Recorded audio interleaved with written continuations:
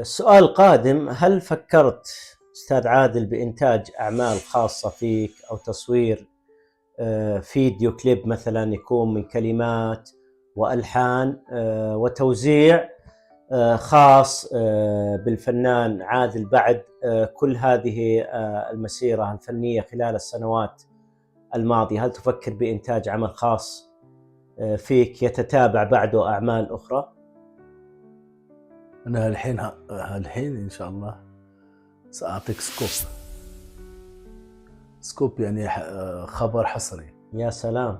أوكي، قريبا إن شاء الله في شهر أو شهرين يكون أول عمل إن شاء الله بحمد الله. ما شاء الله تبارك الله. كلمات مين؟ ألحان مين؟ نريد تسريب من هذا العمل. لا، ما أقدر أقول لك الحين. هو كلمات يعني شاعر معروف في المغرب، ملحن معروف في المغرب، لحن العديد من المغنيين ما شاء الله المغاربة، وتكون بالفيديو كليب إن شاء الله. احنا في آخر الترتيبات إن شاء الله.